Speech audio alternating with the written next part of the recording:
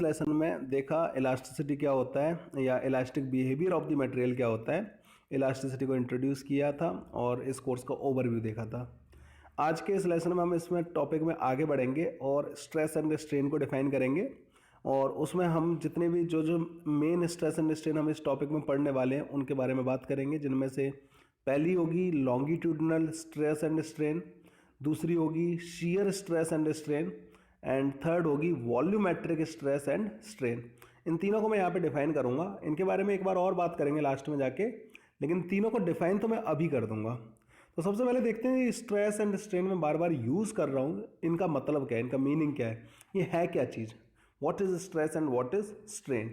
तो सबसे पहले मैंने यहाँ पे स्ट्रेन को डिफाइन किया है।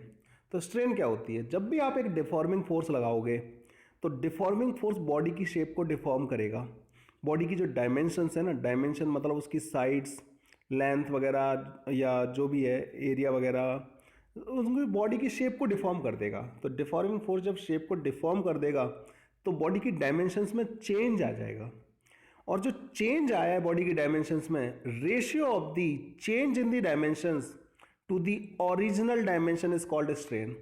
तो डिफॉर्मिंग फोर्स लगा देने की वजह से जो डायमेंशंस में जो चेंज आया है, उस चेंज को अगर ओरिजिनल डायमेंशन से डिवाइड कर दिया जाए या उसका रेशियो ले लिया जाए ओरिजिनल डायमेंशन के साथ, तो हम उसको बोलते हैं स्ट्रेन।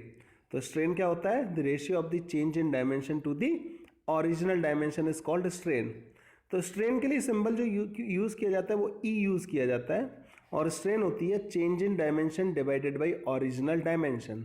इस तरीके से स्ट्रेन डिफाइन होता है। अब स्ट्रेन जो है देखो, चेंज इन डायमेंशन, जैसे लेंथ में change divided by original length, तो इसकी क्या होगी भाई, यूनिट क्या आएगी, यूनिट लेस होता है। स्ट्रेन की कोई यूनिट या डायमेंशन नहीं होती, unit less and dimension less होता है। तो स्ट्रेन का कोई यूनिट या डायमेंशन नहीं होगा। व्हाट अबाउट दी स्ट्रेस, अब स्ट्रेस के बारे में बात करते हैं।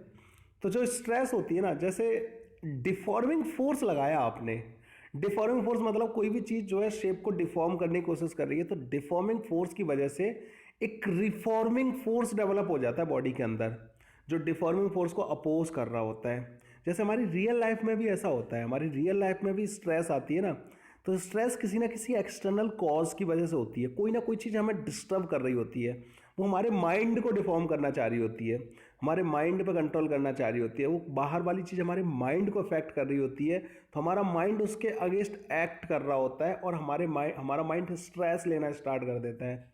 तो जो हमारे माइंड को जो अफेक्ट किया जा रहा है ना एक्सटर्नल कॉज की वजह से, तो हमारा माइंड जो एक रिफॉर्मिंग फोर्स जो लगाने लगा, रिफॉर्मिंग फोर्स लगने की वजह से, हमारा माइंड के एक्ट करने की वजह से हमें स्ट्रेस फील होता है। ठीक है, तो स्ट्रेस का वही मीनिंग है, मीनिंग वही है, कोई चीज़ एक्सटर्नल चीज़ डिफॉर्मेशन क्रिएट करने की कोशिश कर रही है, उसके अगेंस्ट जो रिफॉर्मिंग फोर्स जो डेवलप हो रहा है, दैट फोर्स, उस फोर्स का जो मेजरमेंट है per unit area is called stress.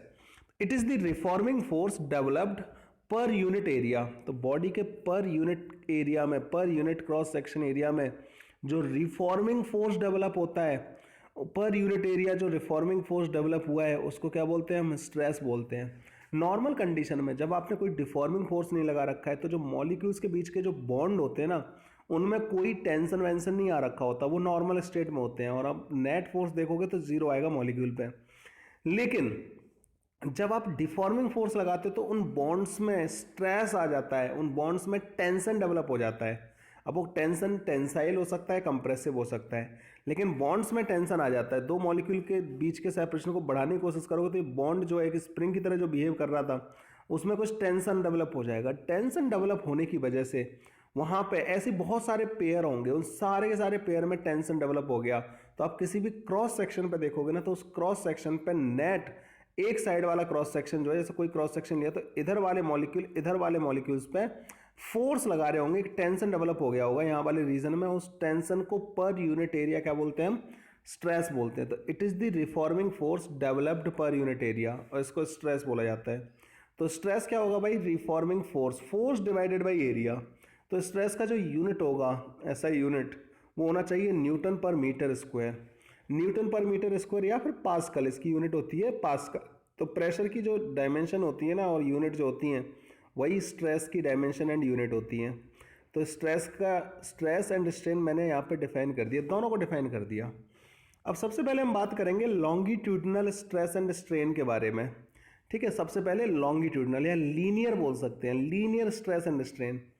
तो जब एक रॉड दे रखी है यहाँ पे हमें, जिसकी लेंथ एल दे रखी है, तो लेंथ के अलोंग जब चेंजेस होंगे, लेंथ के अलोंग आप डिफॉर्मेशन कर रहे हो, तो इस वजह से इसको लॉन्गिट्यूडिनल बोला गया है, लॉन्गिट्यूडिनल स्ट्रेस एंड स्ट्रेन। तो इसमें लेंथ के अलोंग मैं चेंज करने की कोशिश करूंगा। तो मैंने क्या किया कि इसके दोनों एंड्स पे एफ फोर्स लगा दिया। तो जैसे मैंने एफ फोर्स लगाया तो होगा क्या कि इसकी लेंथ चेंज हो जाएगी। इन दोनों फोर्सेस को बोलेंगे हम डिफॉर्मिंग फोर्स। डिफॉर्मिंग फोर्स की वजह से इस रॉड की लेंथ चेंज होके एल प्लस का डेल्टा एल हो गई। तो लेंथ में कितना चेंज आया है, डेल्टा एल के बराबर। किसकी वजह से आया, इन डिफॉर्मिंग फोर्सेस की वजह से। तो इसकी लेंथ चेंज हो गई। अब ये जो मॉलिक्यूल्स थे ना, बहुत सारे मॉलिक्यूल्स के पेयर जो आप कंसीडर कर सकते हो, उन मॉलिक्यूल्स के बॉन्ड में भी स्ट्रेच आ गया होगा। बॉन्ड में स्ट्रेच आने की वजह से अगर मैं किसी भी जगह पे क्रॉस सेक्शन बनाऊं, ये क्रॉस सेक्शन लिया मैंने, तो इधर वाले मॉलिक्यूल इस क्रॉस सेक्शन के इधर वाले मॉलिक्यूल्स पे क्या कर रहे होंगे, फोर्स लगा रहे होंगे। और वो जो फोर्स होगा, that total force over this cross section per unit area, that is called stress. तो पहले तो मैं उस फोर्स को कैलकुलेट कर लेता हूँ। नॉर्मल स्टेट में जब ये फोर्स नहीं लगा रखे थे आपने, तब इन बॉन्ड में कोई भी स्ट्रेस या कोई भी टेंशन नहीं आ रखा था। तब अगर आप यहाँ पे क्रॉस सेक्शन बनाओगे ना, इन फोर्सेस को हटा दीजिए ना, यहाँ पे क्रॉस सेक्शन बनाओगे ना, तो इधर वाला पार्ट और इधर वाले पार्ट के बीच में कोई टेंशन नहीं लग रहा होगा, क्योंकि जो मॉलिक्यूल्स के जो बॉन्ड है उनमें कोई टेंशन डेवलप नहीं हो रखा था। लेकिन इस कंडीशन में आके क्या होगा कि इस वाले टुकड़े पे और इस वाले टुकड़े पे, ये दोनों टुकड़े आपस में एक फोर्स लगा रहे होंगे। इसको मैंने इमेजिनरी कट कर दिया दो हिस्सों में। तो ये वाला पार्ट, इधर वाला आधा पार्ट, इधर वाले पार्ट को क्या कर रहा होगा, अपनी तरफ खींच रहा होगा। अदरवाइज क्या होगा, ये टुकड़ा इस फोर्स की वजह से इधर भाग जाएगा, ये टुकड़ा इस फोर्स की वजह से इधर भाग जाएगा। ये दोनों इधर नहीं भाग रहे हैं, मतलब ये दोनों आपस में, इनके मॉलिक्यूल्स में टेंशन आ गया है। और वो जो टेंशन होगा वो किसके बराबर होगा, एफ के बराबर होना चाहिए। तभी ये वाला इक्विलिब्रियम में रह पाएगा, तभी ये वाला इक्विलिब्रियम में रह पाएगा। तो यहाँ पे टेंशन डेवलप हो गया होगा, और वो टेंशन कितना होगा, एफ के बराबर। अब कहीं भी कट कर लीजिए, यहाँ कट कर लीजिए, तो ये वाले टुकड़े को रोकना है, तो एफ का काउंटर फोर्स लग रहा होगा यहाँ पे टी के बराबर। पूरी रॉड में हर जगह पे कहीं भी कट करते हो, अगर आप कहीं पे भी एक क्रॉस सेक्शन लेते हो, तो उस क्रॉस सेक्शन पे जो टेंशन की वैल्यू होगी वो एफ के बराबर होगी। तो इसमें जो हर जगह पे जो टेंशन आएगा ना, वो यूनिफॉर्म आएगा, और कितना आएगा, एफ के बराबर आएगा। तो ये वो केसेस होते हैं जिनमें टेंशन पूरे में यूनिफॉर्म डेवलप होता है।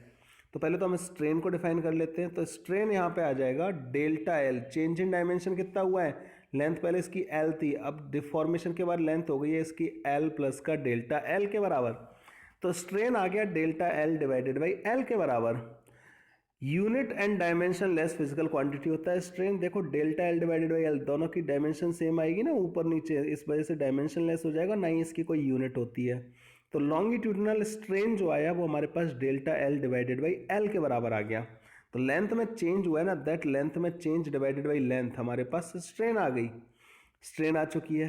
व्हाट इज रिफॉर्मिंग फोर्स, तो रिफॉर्मिंग फोर्स हमने कैलकुलेट कर लिया, दैट इज टी। तो जो टी आया है ना, वो रिफॉर्मिंग फोर्स आया है। क्यों आया है रिफॉर्मिंग फोर्स, क्योंकि यहाँ पे जो हमने डिफॉर्मिंग फोर्स लगाया है, इसकी वजह से बॉन्ड्स में जो स्ट्रेच आ जाने की वजह से एक टेंशन डेवलप हो गया होगा, और उस टेंशन को ही तो हम बोल रहे हैं reforming force. And this reforming force per unit area is called stress. अच्छा, इस स्ट्रेस को नॉर्मल स्ट्रेस भी बोलते हैं, क्योंकि एरिया के परपेंडिकुलर जो फोर्स लग रहा है ना, उसकी वजह से है। तो this is also called as normal stress, longitudinal stress या फिर नॉर्मल स्ट्रेस। तो नॉर्मल स्ट्रेस किसके बराबर आ जाएगी, टी डिवाइडेड बाई ए के बराबर।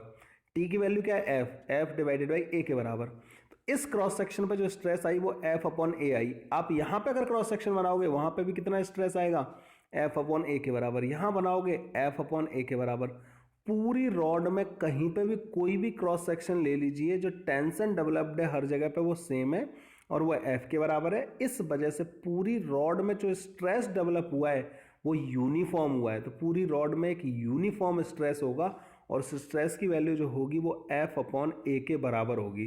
तो ये जो लॉन्गिट्यूडनल या नॉर्मल स्ट्रेस बोलते हैं इसको, और इसमें स्ट्रेन हमने देखा, स्ट्रेस हमने देखा, स्ट्रेस किस तरीके से डेवलप होगा ये हमने यहाँ पे देख लिया। ठीक है, और यूनिफॉर्म क्यों होगा इसके बारे में भी मैंने बता दिया। अब जैसे देखो, कई बार क्या होता है कि अभी हम लोगों ने केस पढ़ा जिसमें दोनों एंड पे आपने फोर्स लगा रखा था। अब यहाँ पे क्या है, स्ट्रेस की बात करनी है, लेकिन रॉड के एक एंड को दीवार से फिक्स कर रखा है, दूसरे एंड पे आप एफ फोर्स लगा रहे हो, और दूसरा केस यहाँ पे दे रखा है कि रॉड के दोनों एंड पे आप एफ फोर्स लगा रहे हो, किस में ज़्यादा स्ट्रेन आएगा और किस में ज़्यादा स्ट्रेस आएगा, स्ट्रेस एंड स्ट्रेन को दोनों में कंपेयर करना है।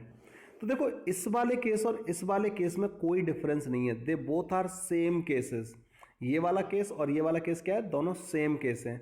इन दोनों में देख के कभी कंफ्यूज मत हो जाना कि सर इस पे तो एक ही फोर्स लग रहा है, इस पे दो फोर्स लग रहे हैं। नहीं, एक फोर्स तो ये लग ही रहा है, साथ ही साथ दीवार, क्योंकि रॉड अगर इधर नहीं जा रही है इस फोर्स की वजह से, मतलब दीवार इस पर पीछे एफ फोर्स लगा रही है, तो these two are similar cases. तो दोनों में कभी कंफ्यूज मत होना।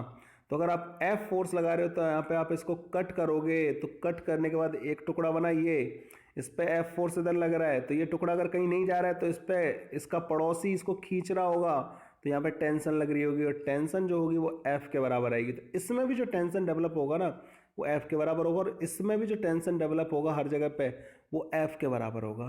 तो ये दोनों के दोनों सिमिलर केसेस हैं, कोई इनमें डिफरेंस नहीं है। तो इसमें जो किसी भी क्रॉस सेक्शन पर जो स्ट्रेस आएगा वो टी अपॉन ए या फिर एफ अपॉन ए के बराबर आएगा, और सिमिलरली इस वाले में जो कहीं पे भी स्ट्रेस जो आएगा वो एफ अपॉन ए के बराबर आएगा। तो स्ट्रेस दोनों ही केसेस में सेम होगा। इतनी आसानी से हम स्ट्रेस एंड स्ट्रेन कैलकुलेट कर सकते हैं। तो अगले लेसन में इससे आगे की बातें करेंगे। नॉन यूनिफॉर्म स्ट्रेस के केसेस हम डिस्कस करेंगे। नॉन यूनिफॉर्म स्ट्रेस कब होगा, इनमें तो यूनिफॉर्म आ रहा है हर जगह पे एरिया क्या है, सेम। रॉड का एरिया हर जगह सेम है, हर जगह टेंशन सेम आ रहा है। टेंशन या एरिया में से कोई भी चीज़ चेंज होने लग जाएगी तो फिर क्या हो जाएगा, स्ट्रेस नॉन यूनिफॉर्म आ जाएगा। तो ये दोनों के दोनों केसेस जो थे ना वो यूनिफॉर्म स्ट्रेस वाले थे। अगले लेसन में जैसा मैंने बताया है कि अगले लेसन में मैं non uniform stress and strain वाले केसेस बताऊंगा। आफ्टर दैट हम हुक्स लॉ पढ़ेंगे। हुक्स लॉ के बाद में हम लोग change in the length of the rod पढ़ेंगे, इस लेंथ के चेंज को कैलकुलेट करना सीखेंगे। फिर elastic potential energy, then bulk stress and shear stress, इनके बारे में बात करेंगे। और ये चैप्टर बहुत छोटा सा ही चैप्टर है, जल्दी ओवर हो जाएगा, और लास्ट में मैं विस्कोसिटी पढ़ाऊंगा। तो आज के लिए बस इतना ही। स्ट्रेस एंड स्ट्रेन मैंने डिफाइन कर दिया। अगले लेसन में मैं नॉन यूनिफॉर्म स्ट्रेस वाले केसेस डिस्कस करने वाला हूँ। Thank you.